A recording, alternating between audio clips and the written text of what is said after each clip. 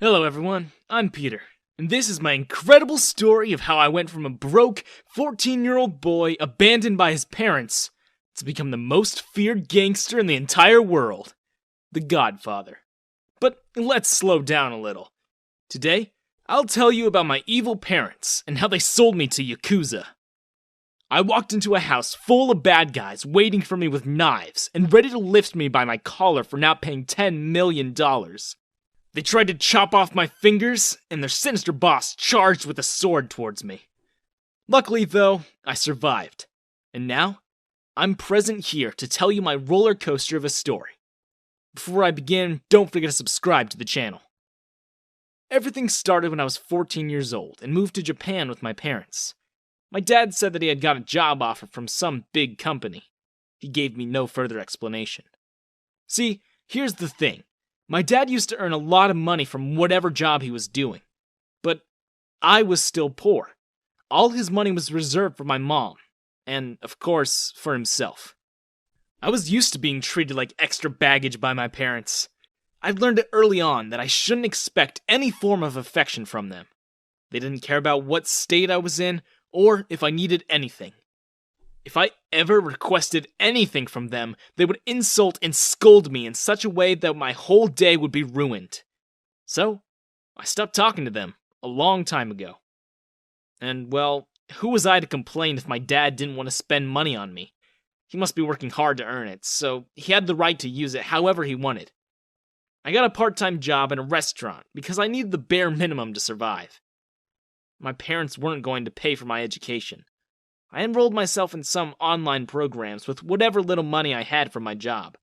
I used to spend my day locked up in my room solving mathematical problems. And during nighttime, I used to work my shifts at the restaurant. In short, I had no social life. Or friends. And since it was a foreign country, the feeling of loneliness only got worse. My only dream was to somehow make it to adulthood. And then leave my parents' home. Surviving on my own was no big deal. I was already doing it. One day, I was cleaning tables at the restaurant when my gaze flickered towards the TV. I did a double take when I saw a very familiar face on the news. It was my dad. He had been arrested for his involvement in illegal activities. I was frozen to my spot for a few seconds. What did he do? Is this why he never revealed anything about his job? Now it all made sense. How he earned so much in such a short frame of time. I was a fool for believing that he was talented, or that he was working hard. He opted for the easy and the illegal way. My phone started buzzing suddenly, making me jump in surprise. No one ever called me.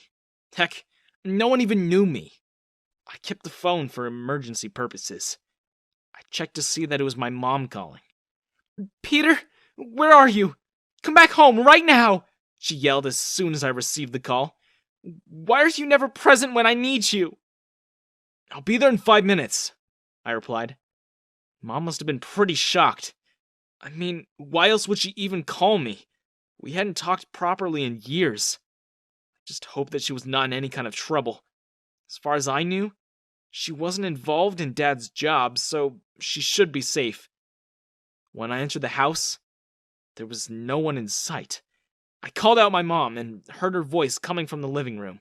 I rushed in there to find her on the floor with a couple of Yakuza men holding knives over her head. Crap. What was happening? My hand automatically went to my phone, but this didn't go unnoticed by the Yakuza, and one of them lurched forward to seize me. The phone dropped from my hands. "We will leave quietly if you just give us what we want," one of them said. "What do you want?" I asked, trying to keep my voice steady. "Your dad owes us $10 million, he replied. "Just pay the sum, we will let you go." What the heck? $10 million? How are we supposed to give him that much money? I barely had $10 in my wallet. Mom glared at the men. "Why are you doing this to me? It's not like I owe you the money directly. I didn't even know about this until today." "Blame your husband," the man replied. "His actions cost us $10 million, and now his stupidity got him caught. We're going easy on you. In most cases, we just get rid of the families. Mom gulped. Look, I don't know what you're talking about. I just have a $1 bill, but I can offer you a deal. What deal? The man frowned. You can take my son, Peter. He's a very hard-working boy. If anyone's capable of paying you back, then that's him, she said. What? I exclaimed. Are you freaking serious? How can you say such things, Mom? Shut up! Adults are talking here. Don't interrupt. She glared at me. No, I said. I've been doing that for 14 years now. I won't let you play with my life. Deal with your own crap. I'm not responsible for this. Enough with the freak show, the Yakuza man said in a deadly tone. Either pay us, or get ready to say your goodbyes. My mom suddenly jumped in her position and tossed the $1 bill at me. Everyone gaped at her in surprise. Without missing a beat, she dashed towards the window and jumped out. No! I yelled, trying to run after her, but all the men surrounded me. I was grabbed by the collar and dragged towards the main door. They didn't even try to chase my mom. They tossed me inside a car and brought me to their boss, saying that I was the only person they found at the house. I was made to kneel in front of the boss as they held the tip of a sharp sword close to my neck. I glanced up slightly to see that a girl was standing beside the boss. I could tell from her features that she was his daughter. She had her eyes covered, as if she couldn't bear to watch the scene unfolding in front of her. Her father slowly proceeded towards me with a sword in his hand. It's a shame that I will have to kill you, he said calmly. You seem like a useful one, but I care about my money more. If you can't give me the cash, then pay with your life. He raised his sword in the air, ready to strike. Stop! I yelled. I'll pay back your money! Everyone went silent for a few seconds. Then, the men started laughing. Moments ago you were groveling at our feet, begging us to spare your life, one of them said. And now suddenly you can pay us back. It's truth that I don't have such an insane amount of money, I replied, but I want to make a deal. Give me 10 months. I'll arrange the money by hook or by crook.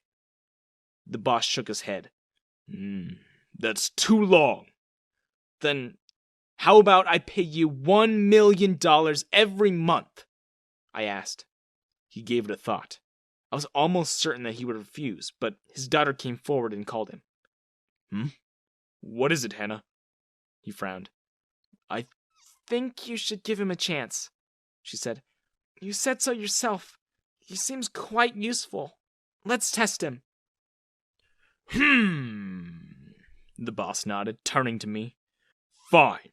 I will let you go on the condition that you have to pay me $1 million every month.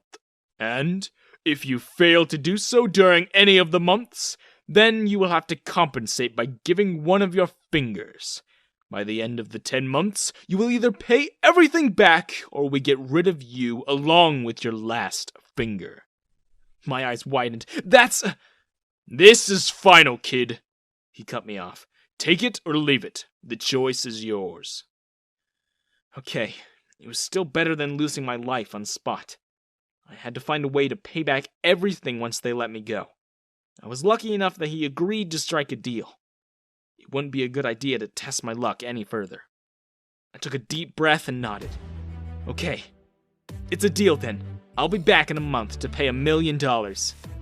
And that's how my 14-year-old self walked out in the big bad world to earn $10 million. I only had 10 months to do so, and the time had already started.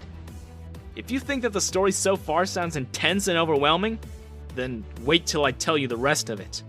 I probably experienced the worst things any person ever could, but it was all part of the journey to become a godfather.